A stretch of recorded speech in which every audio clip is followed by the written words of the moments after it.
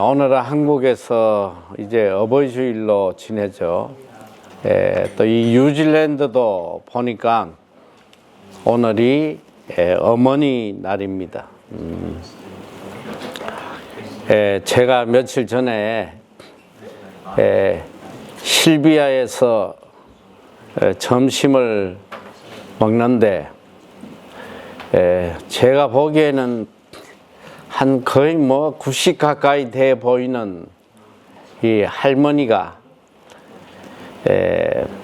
이 장애인 아들 보니까 한 50대 정도 돼 보이는 장애인 아들을 휠체어에 태우고 이렇게 바람을 새러 나온 것 같아요. 근데 아들이 보니까 덩치가 굉장히 큰데 제대로 못 움직이는 것 같은데 그 어머니가 90이 다 돼가는 노인이 그 무거운 휠체어를 끌고 아들 바람을 쐬어주다가 힘에 부치는지 잠깐 거기 옆에 의자에 앉아서 한참을 쉬었다가 다시 또 이 휠체어를 끌고 가는 걸 보게 됐습니다.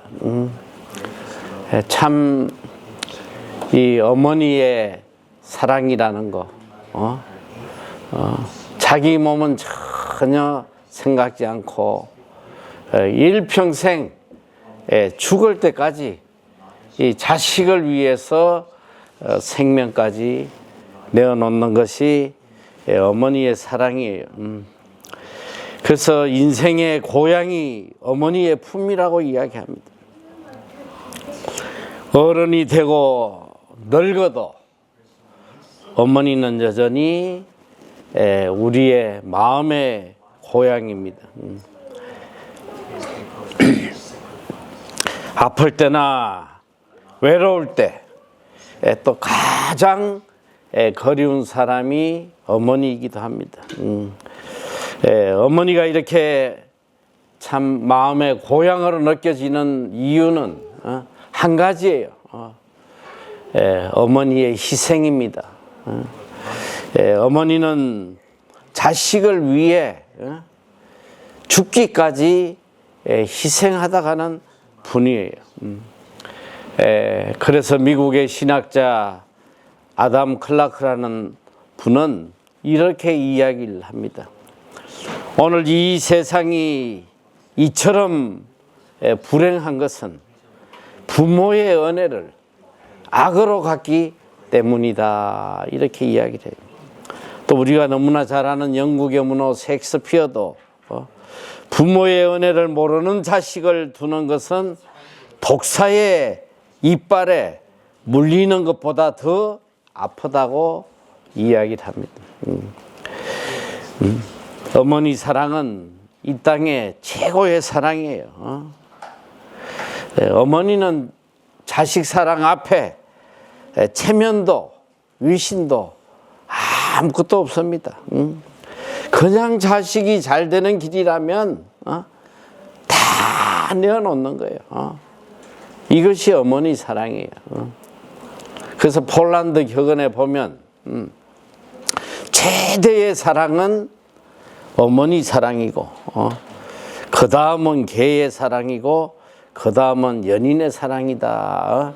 이런 속담이 있습니다. 이 성경에도 보면 참 위대한 어머니의 사랑의 이야기가 나오고 있어요. 마태복음 15장 21절 이하에 보면 한 가나안 여인이 귀신 들린 딸을 데리고 주님 앞에 와서 주님에게 목이 터지라고 외칩니다. 제발 저를 좀 불쌍히 여겨주시고 우리 딸을 좀 치료해 달라고 목이 터지라고 외칠 때에 예수님께서 이 여인에게 오히려 모욕을 줘요. 나는 이 유대인들, 그러니까 이 성경이 정확히 보면 나는 이스라엘의 집에 잃어버린 양 외에 다른 데로 보내심을 받지 않았다. 이게 무슨 말이냐면 나는 이스라엘 민족을 위해 왔지 너희 같은 이 가나안 이방인들 위해서 온 게 아니다. 참 얼마나 모욕적이고 자존심 상하는 소리예요. 그럼에도 불구하고 이 여인은 목이 터지라고 다시 예수님에게 외치잖아요. 주여 올소이다. 많은 개들도 주의 제 주인의 상에서 떨어지는 부스러기를 먹지 않습니까? 제발 저에게도 이 부스러기만한 은혜라도 좀 주십시오. 그때 예수님께서 좀 충격적인 말씀을 하시잖아요. 여자야, 내 믿음이 크도다. 내 소원대로 되리라 하시니 그 시로부터 그의 딸이 나으니라. 여자야, 내 믿음이 크도다. 여기 이 크도다라는 원어가 뭐냐면 내 믿음이 메가톤급이다. 내 믿음이 어마어마하게 위대하다는 거예요. 여러분, 여기서 우리가 한번 깊이 생각해 보면 아니 어떻게 이 여인의 믿음이 메가톤급이라고 이야기할 수가 있느냐.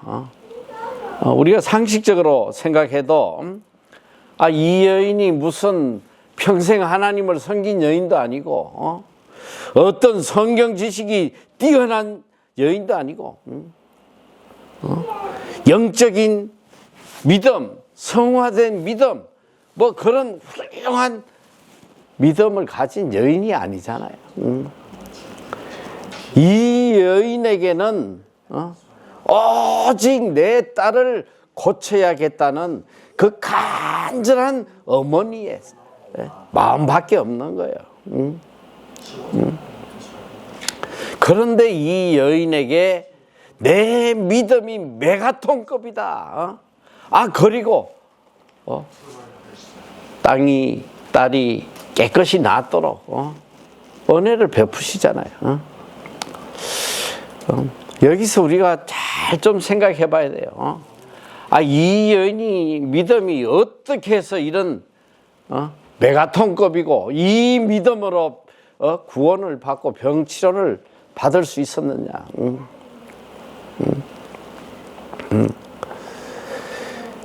어머니가 이 딸을 지극히 사랑하는 이 딸, 조금 생각해 보면 이 딸을 지극히 사랑한다고 해서 그게 믿음은 아니란 말이지. 그게 어떻게 믿음이겠어? 그런데 분명히 예수님은 내 믿음이 메가톤급이라는 거예요.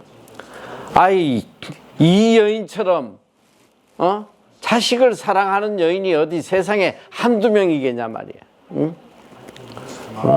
그렇다고 그 모든 사람들이 다 메가톤급의 믿음을 가졌냐? 아니잖아요. 근데 여기서 주님이 이야기하시는 말씀이 뭐냐? 내 믿음이 메가톤급이다. 이것은 이 딸을 사랑하는 이 간절한 어머니의 마음이 그 마음이 주님을 절대적으로 신뢰하는 믿음의 마음으로 바뀐 거란 말이지. 내 딸을 향한 이 간절한 마음이 주님만이 내 딸을 살려주실 수 있는 분이다. 이런 절대적 믿음으로 바뀌는 거예요. 그래서 주님께서 내 믿음이 메가톤급이라고 하는.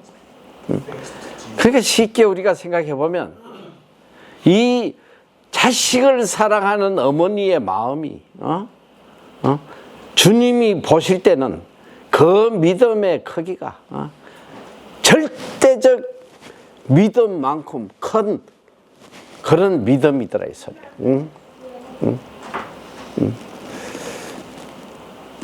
우리가 이 장면을 보면서 깨달아야 되는 게 무엇냐? 어머니의 사랑이 이렇게 크다는 거예요. 이 어머니의 사랑이 주님으로 향한다면, 이 마음이 주님으로 향하면 메가톤급 믿음만큼 이 어머니의 사랑이 크다는 걸 우리가 알 수 있습니다. 개도 주인의 상에서 떨어지는 부스러기를 먹습니다. 이 부스러기 연애라도 좀 주세요. 이 한마디에 주님이 감동해버려요. 주님의 마음이 녹아지잖아. 그러니까 이 여인의 말 한마디 속에 정말 자식을 지극히 사랑하는 어머니의 마음뿐 아니라 부스러기 은혜라도 받으려는 주님을 향한 이 절대적 믿음의 마음이 있었다는 거예요. 오늘 성경에서는 이 부모의 사랑에 대해서 이 부모의 사랑이 단순한 인간적인 애정을 넘어서 우리가 하나님의 사랑을 이해하게 되는 중요한 통로가 된다는 것을 보여주고 있습니다.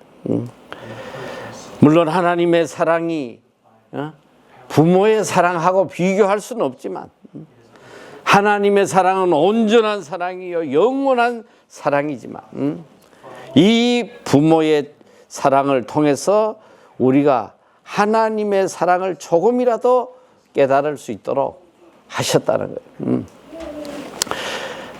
첫째로 보면 부모의 사랑은 하나님의 사랑을 비춰주는 거울이에요. 어머니가 자식을 잊지 못하는 그 사랑을 통하여 하나님이 우리를 얼마나 끝까지 사랑하시는지 그 사랑을 보여주는 거예요. 인간이 경험하는 가장 깊은 사랑이 부모의 사랑인데 하나님은 이 부모의 사랑을 통해서 더 크고 더 깊고 더 넓은 하나님의 사랑을 우리에게 보여주시는 겁니다. 그래서 이사야 49장 15절에 보면 여인이 어찌 그 젖먹는 자식을 잊겠으며 자기 태어난 아들을 긍휼히 여기지 않겠느냐. 그들은 혹시 잊을지라도 나는 너를 잊지 아니할 것이다. 이 부모의 사랑을 통해서 그보다 훨씬 더 깊고 넓은 하나님의 사랑을 우리에게 보여주는 것입니다. 둘째는 부모의 희생을 통해서 더 크신 하나님의 위대한 희생을 또 우리에게 보여주셔요. 여러분, 부모의 희생이 얼마나 커요. 부모는 자녀를 위해 자신을 다 바치는 거예요. 자신의 시간과 자신의 꿈과 자신의 평안을 다 내려놓는 거예요. 그저 자식이 잘 되기만 한다면, 내 자식이 행복하기만 하다면, 내가 희생하는 거 이거 아무것도 아니라고 생각하는 것이 부모의 마음이에요. 이 부모의 희생을 통해서 하나님의 희생이 얼마나 위대하고 큰지를 보여주고 있습니다. 하나님의 희생, 그게 바로 예수 그리스도의 십자가잖아요.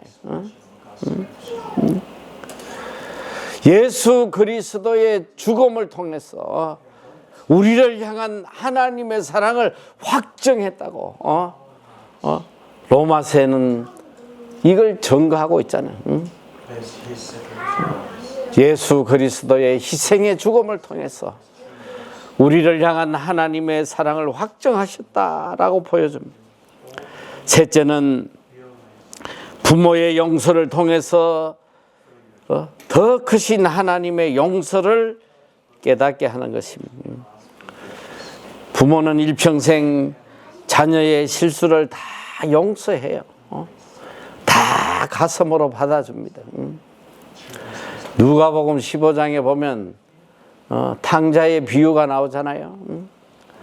아버지의 재산을 다 탕진하고 거지가 되어 돌아오는 이 파렴치한 아들을 향해 달려가서 그를 안고 끝없이 입을 맞추고 그를 위해 잔치를 베풀고 금가락지를 끼우고 새 옷을 입히고 다시 아들의 지위를 회복해주는 이 아버지의 사랑, 이 사랑을 통해서 우리를 향한 하나님의 용서가 얼마나 크고 위대한지를 깨닫게 해주시는 것입니다. 참 오래된 이야기지만 아직도 제 기억에는 그 사건이 생생합니다. 2002년도에 전 세계를 떠들썩하게 했던 한 사건이 있어요. 베트남인인데 호주에 이민한 이민자 가정에 그 22살 된 아들이 마약을 운송하다가 그만 싱가포르 공항에서 잡혀가지고 사형 선고를 받게 돼요. 이 싱가포르는 굉장히 법이 무섭거든. 보니까 뭐 이 아이가 뭐 정말 악한 아이가 아니에요. 평생 평범한 아이로 살아왔는데 끝없는 가난과 또 빚 한 2만 5천 달러의 자신의 빚 이걸 갖고 또 자기 상둥이 형이 또 어떤 사건으로 연루돼서 재판을 받고 있는데 이 변호사 비용하고 이런 것들 도저히 마련할 수 없으니까 유혹에 잠시 넘어간 거예요. 말레이시아를 통해서 이 마약을 밀반임하다가 그냥 이 비행기를 갈아타려고 이제 싱가포르 공항에서 기다리다가 그만 잡힌 거예요. 사형 선고가 떨어지니까 전 세계가 죽이지만은 말아라. 호주 수상까지 나서서 죽이지는 말아라. 그런데 이 사건이 참 세계적으로 이렇게 알려지게 된 건 그 어머니의 사랑이에요. 이 아들을 구해보려고 이 어머니가 전 세계 기관들에게 다 호소를 하고 어떻게든 이 아들 죽이지만 말아달라고. 그런데 참 안타깝게도 이 싱가포르는 3년 뒤에 사형 집행을 하게 됩니다. 이 사건에 이게 유명하게 된 이유는 바로 이 어머니의 간절한 사랑. 그래서 이게 영화로도 제작이 됐어요. 배트맨이라는 이름으로 영화로도 제작된데 이 어머니의 사랑과 고통을 다루는 그런 아주 감동적인 영화가 제작이 되었어요. 그런데 이제 이 3년 동안 어머니가 그렇게 아들을 살려보려고 애를 썼는데 결국은 죽게 됩니다. 사형을 당하게 되는데 이 사형 직전에 이 어머니의 간절한 소원이 있었어요. 내 아들 한 번만 좀 안아보게 해달라. 그렇게 간절히 원하는데 싱가포르의 정부가 허락하지 않아요. 법이 어긋난다는 거예요. 그러나 손은 잡게 해주겠다. 그래서 아들 손을 마지막으로 잡게 되는데, 이 어머니가 이 사형 직전에 아들에게 이렇게 이야기를 합니다. 나는 네가 한 일을 절대 옳다고 할 수는 없지만 너는 내 아들이고 나는 너를 끝까지 사랑한다. 적어도 이 어머니에게는 죄보다 용서의 마음이 훨씬 더 크단 말이에요. 그리고 비난보다 사랑의 마음이 훨씬 더 큰 거예요. 세상은 모두 죄인을 바라보았지만 어머니는 끝까지 사랑하는 아들을 바라본 거예요. 여러분, 이게 부모의 마음이에요.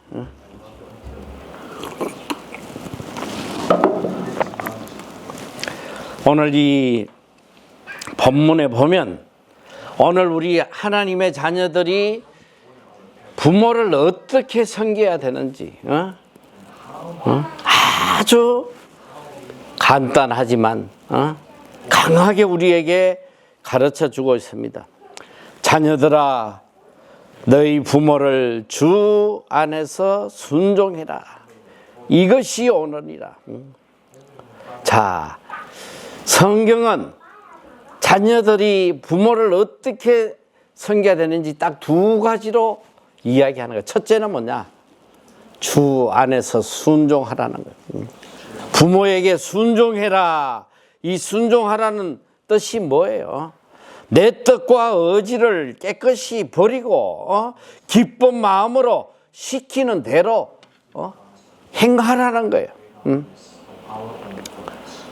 기쁜 마음으로 부모의 말을 따르라는 거예요. 그런데 성경에는 조건이 있더란 말이에요. 부모의 말씀이라고 다 기쁨으로 따르라는 것이 아니고 주 안에서, 주님의 뜻 안에서, 주의 말씀 안에서, 부모의 말씀이 주님의 뜻에 어긋나지 않는 이상은 기쁨으로 순종하라는 거예요.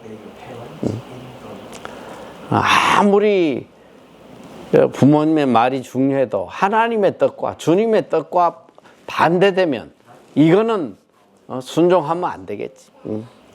그러니까 주님의 뜻 안에 합당할 때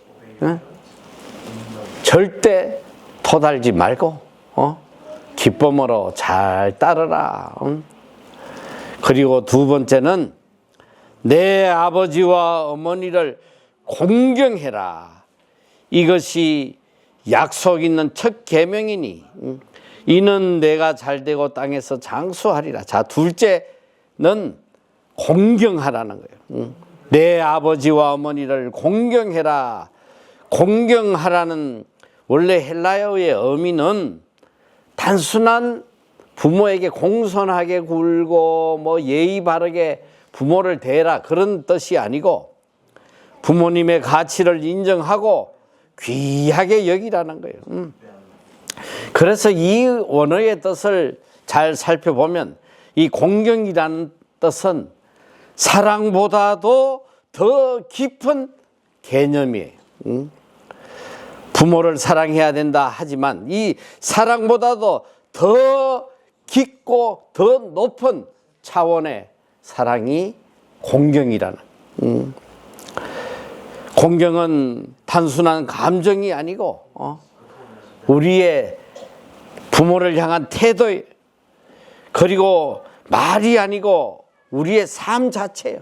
어떻게 우리의 삶이 부모를 대하느냐.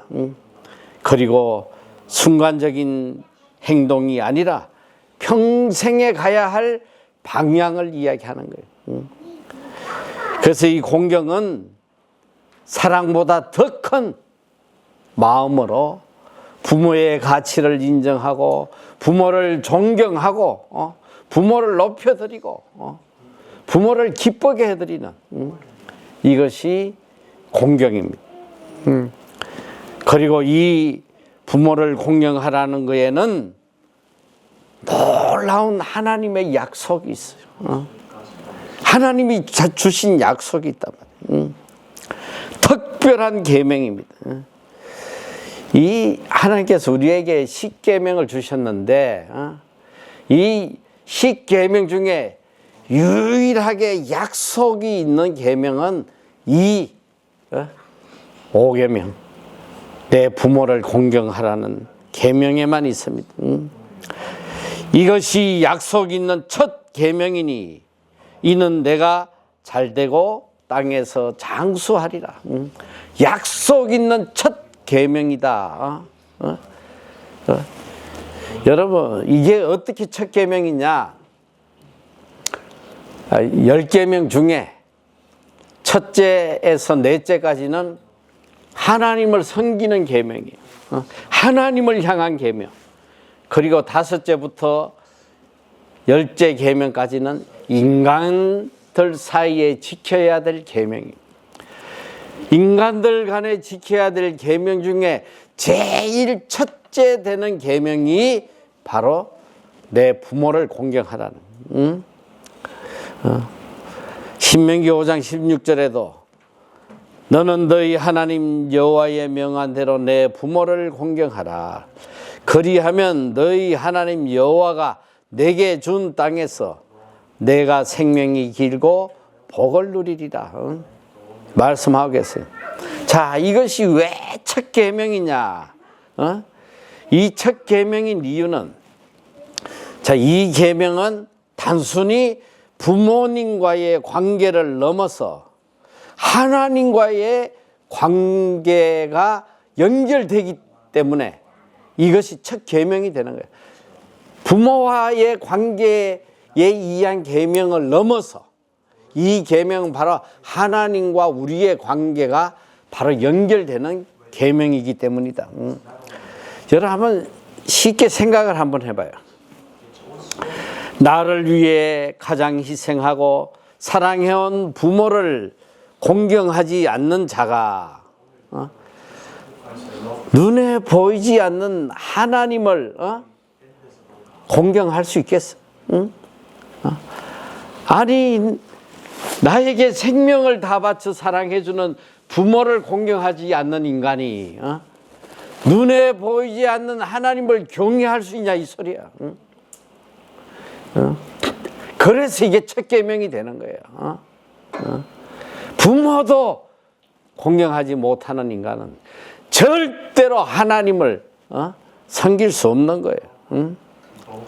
아무리 열심히 신앙생활하고 업적을 남기고 별짓거리를 다 해도 부모를 공경하지 않는 자칭 그리스도인이라면 이것은 위선이요 거짓이요 자기 만족의 신앙인일 뿐이란 말이에요. 부모를 공경하지 않고는 신앙에 한 발자국도 나가지 못해요. 부모도 사랑하지 못하는 인생이 무슨 이웃을 사랑한단 말이에요. 아니, 부모도 사랑하지 않는데 무슨 내 이웃을 내 몸과 같이 사랑해.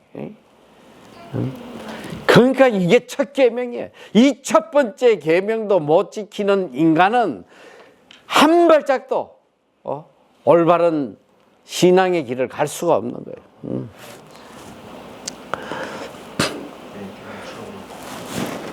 오늘 우리는 부모님의 마음을 기쁘게 해드려야 돼. 이것이 부모를 공경하는 첫걸음이에요. 때때로 우리는 오래 살겠다고 보약 먹고 운동하고 별짓거리 다 하지만 성경은 장수하는 법을 딱 한 가지밖에 없다고 알려요. 누가 장수하냐? 부모를 공경하는 자만 장수하는 거예요. 부모 박대하면서 오래 살길 바라지 말란 말이에요. 그리고 이 땅에서 잘 돼 보겠다고, 성공해 보겠다고, 별짓거리 다 하고 남보다 몇 배나 열심히 일하고 뭐 노력해도 부모를 공경하지 않으면 절대 잘 될 걸로 기대하지 말란 말이에요. 이게 성경이 주신 약속이에요. 내 부모를 공경해라. 그리하면 너가 이 땅에서 잘 되고 장수한다는 거예요. 이게 하나님의 약속이란 말이에요.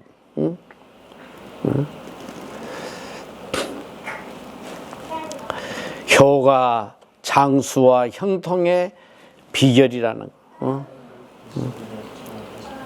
부모 마음 아프게 하면서 내 인생이 복되게 되기를 기대하지 말란 말이에요. 참 제가 이 소리를 듣고 참 마음이 안 좋았는데, 사실 제가 이 이야기를 하기가 좀 껄끄러운 게, 왜냐면 제가 직접 본 게 아니에요. 그런데 이분하고 동업하던 어느 분이 저한테 와서 이야기를 하는데, 이 한 장로님이신데, 이분은 한국 교계에서 유명한 분이에요. 또 재벌급이에요. 재산도 어마어마한 게 많고, 기독교 방송의 거물급이에요. 그런데 이 장로님하고 어느 날 같이 그 부모님이 사는 고향 마을에를 같이 방문을 했는데, 이 양반이 나타나니까 동네 어른들이 나타나가지고 삿대질을 하고 욕을 하면서 이 부모 하나도 제대로 챙기지 않는 인간이 여기 왜 왔냐고 막 그냥 욕을 퍼붓는 걸 본인이 직접 봤다는 거. 내가 본 게 아니야. 나는 지금 그런 걸 이야기하는데, 그런데 이분은 한국 교계에서 제일 둘째 가람 서를 많고 유명한 분이고, 나름대로 뭐 선교하고 뭐 복음을 위해서 참 슬픈 현실 아니냐 말이야. 내 부모도 하나 공경하지 못하고 세상 사람들한테 손가락질 받으면서 아무리 무슨 뭐 복음을 위해서 어쩌고 저쩌고 오늘 우리는 정신 똑바로 차려야 돼. 내 부모의 마음을 아프게 하고 부모에게 상처를 주고 부모를 무시하고 그러면서 내가 복 받겠다고 설쳐대면 그만큼 불쌍한 인생이 없단 말이죠. 우리는 부모님의 존재 가치를, 그분의 지혜를, 그분의 경험, 그의 사랑을 귀하게 여겨야 돼요. 부모는 절대 구제의 대상이 아니에요. 내가 불쌍히 여기는 대상이 아니란 말이에요. 부모는 공경하는 거예요.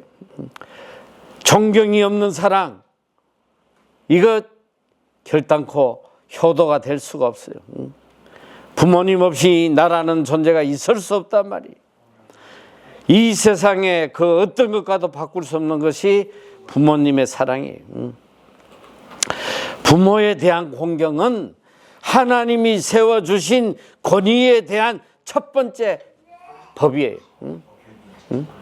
하나님이 세워주신 권위에 대한 첫 번째 법이란 말이에요. 부모를 섬기지 않는다, 부모에게 공경하지 않는다, 하나님의 권위에 대적하는 거란 말이에요. 부모의 권위를 인정 안 하는데 누구의 권위를 인정하겠다는 거예요. 그래서 부모에게 대하는 태도는 결국 하나님을 대하는 태도와 이어진다는 거예요. 부모의 권위를 인정하는 사람은 하나님을 인정하는 사람이요, 부모의 권위를 거부하는 자는 하나님을 거부하는 자. 부모를 공경한다는 것은 단순한 어떤 인간적 관계가 아니라 바로 신앙의 출발점이라는 것을 깨달아야 돼. 성경은 부모는 단순한 가족 관계를 넘어서 하나님이 세워주신 권위의 질서임을 알려주고 있습니다. 그래서 이 부모를 공경하는 것은 신앙의 기초이고 우리 인격의 뿌리고 또 축복의 출발점이 되는 것입니다. 이 하나님을 하는 공경은 선택이 아니에요. 하나님의 명령입니다. 그리고 축복에 대한 하나님의 약속입니다. 이 공경은 하나님의 백성으로 살아가는 삶의 방식이에요. 하나님의 백성으로 살아가는 삶의 방식. 이것이 공경입니다. 그래서 이 존 칼빈은 이런 이야기를 합니다. 부모는 하나님이 세우신 대리 권위이다.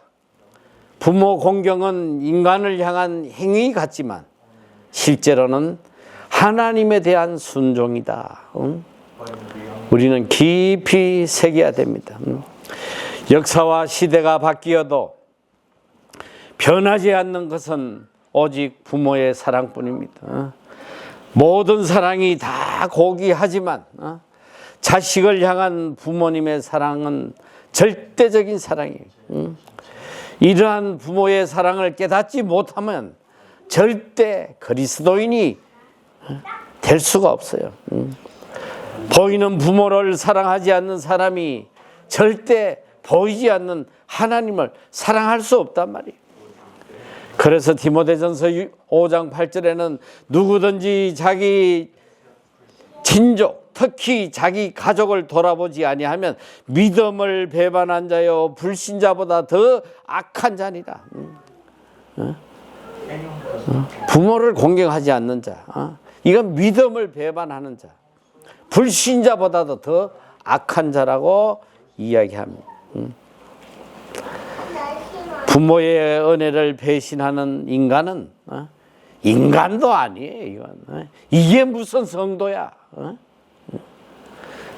성도라고 입에 오르내리지도 말란 말이에요. 부모를 배신하는 인간이 어떻게 감히 성도라고 할 수 있겠어?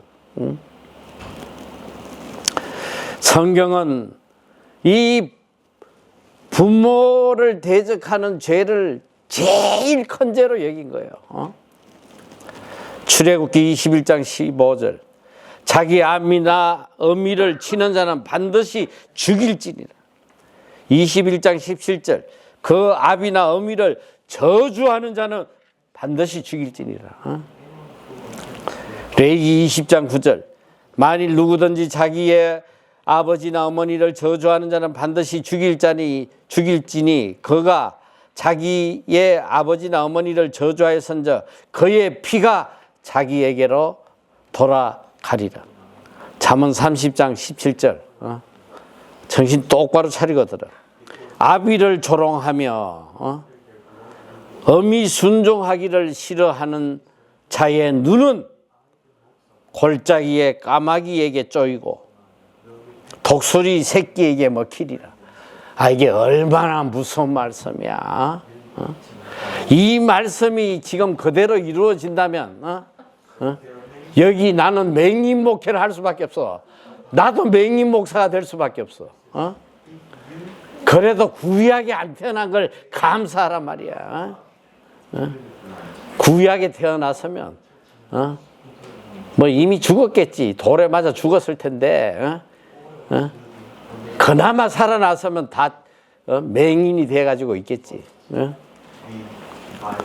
정신 똑바로 차려요.